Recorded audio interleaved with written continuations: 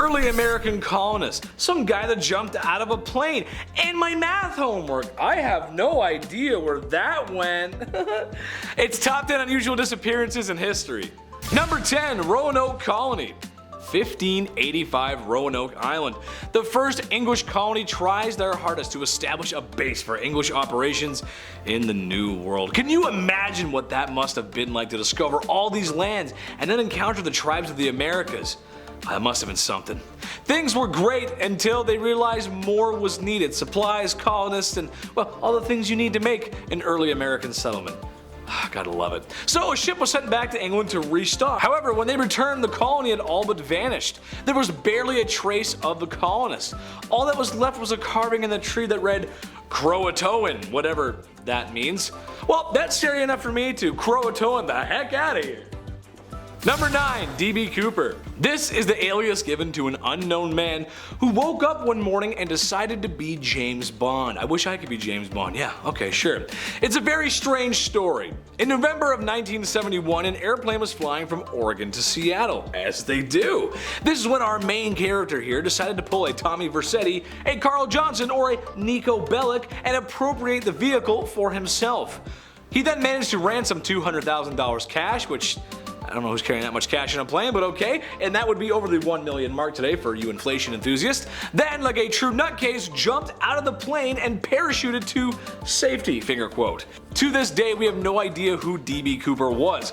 All we know is that some of the ransom money was found in a river a few years later in 1980, which did spark new interest, but not a lot of leads. And that when he bought the airline ticket, it was purchased with cash under the name Dan Cooper. It's suspected that he didn't make the jump, but we just don't know. That's crazy. What a weird story. Number 8, Alcatraz Escapees. Nobody gets off the rock. Unless, of course, you're trying to get to Toronto or something. That's a little newfie humor for you, because we call it the Rock. I don't know why it's cute. Alcatraz, super prison built in the middle of San Francisco Bay to house the country's worst criminals, like Al Capone. Crazy guy. It was a tough place and thought to be inescapable. John Anglin, Clarence Anglin, and France Morris didn't like that idea, so in a total Hollywood-esque escape attempt, they tried, unscrewing vents, constructed makeshift boats from raincoats, life jackets, oars, and all with plumber's glue. Very crazy stuff, very Mythbusters, if you will. And even the classic papier-mâché dummy to throw off the guards. I love the ingenuity.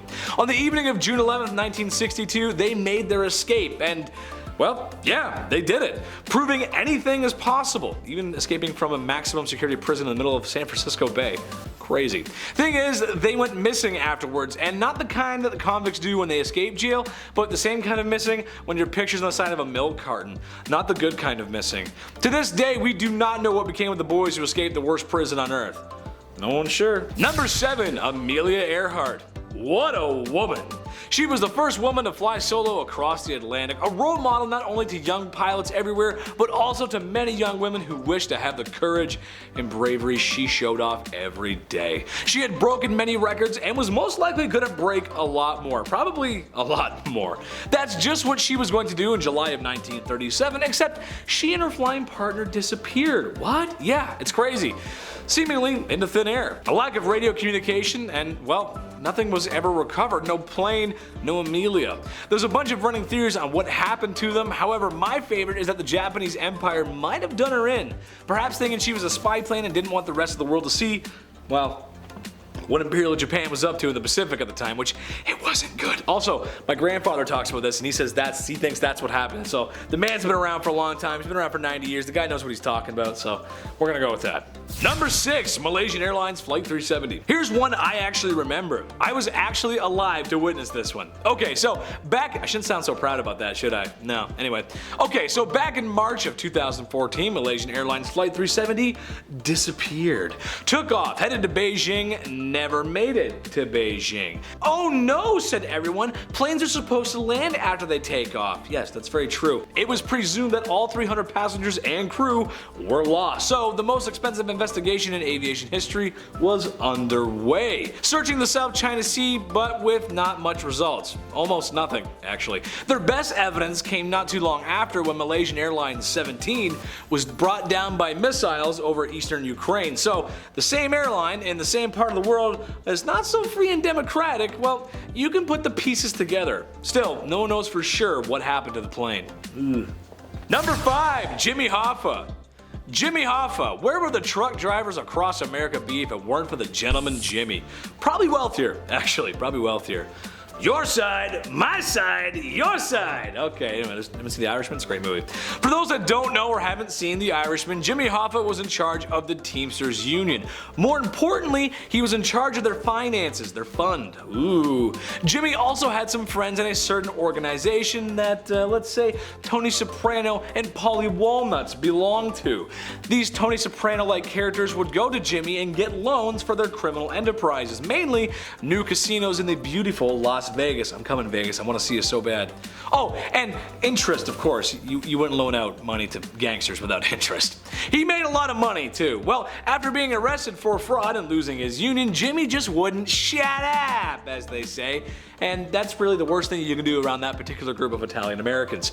That and put ketchup on your spaghetti. Also, I just want to side note, in Goodfellas, when they're eating dinner, Robert De Niro puts ketchup on a spaghetti. That's wrong. You shouldn't put ketchup on your spaghetti. One day in the 1970s, Jimmy Hoffa disappeared one day before meeting with some goons at a restaurant. And he's been missing ever since. Some people think he's buried under Giant Stadium, some people think he's in a river.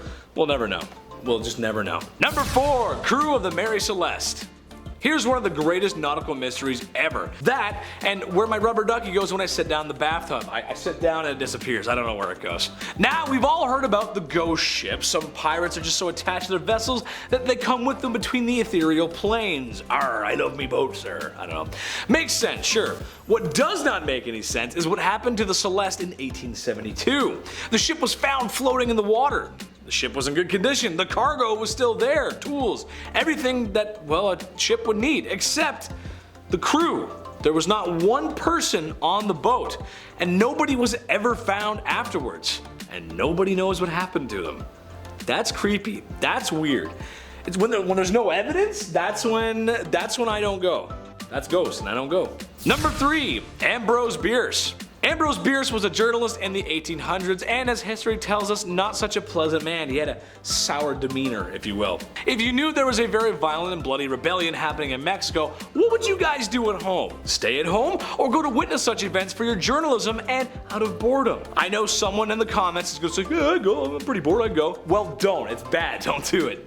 Well, Ambrose did go, but it wasn't too long after he was there that he sent a correspondence back home saying his next adventure was to be in a place that was unknown to him. He never wrote back again and was never seen again. Some think he manually checked out, while others think the conflict may have had something to do with it. The lesson here, stay home. That's it. Simple. Sit in your chair, watch Bumblebee. You watch me, we'll hang out. It's a good time. It's easy, it's simple. Number 2, Naomi Uemura, a man from Japan with an adventurous plan. I mean, this guy had done it all, seriously. He went to the North Pole, he took a boat down the Amazon, he was a real adventurer. Best I've ever done is whitewater rafting, which is pretty adrenaline fueled. It's pretty fun, I definitely recommend it. So in 1984, he was going to scale the Ganali Mountains, which are the largest in North America. Didn't know that. He was reported to make it to the top, but he never made it back down to base camp. After missing for some time, there was still no rescue team, as this is the stupidest thing I've heard all week. They didn't want to rescue him because they thought it would offend him by coming to rescue him. That's so stupid. You could have saved his life. Most of his gear was recovered at 17,000 feet. However, he was not, and to this day, he has not been recovered. Number 1, Dyatlov Pass incident.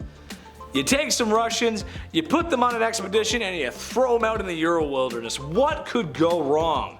How about one of the weirdest cases in history?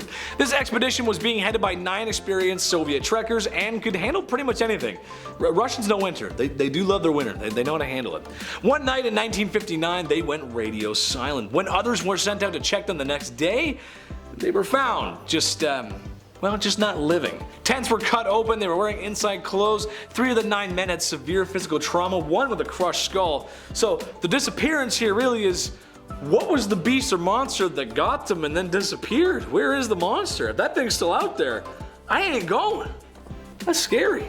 Anyways guys, that's gonna wrap it up for me today. Make sure to like, comment, and subscribe here at Bumblebee for more. Oh yes. And if you too want to go in the Siberian Ural wilderness and look for crazy Soviet monsters, then check out my socials somewhere down below. Just give it a follow. Just a little follow. I love you guys so much. I'll see you soon. Bye, stay sweet. Bye. Rory!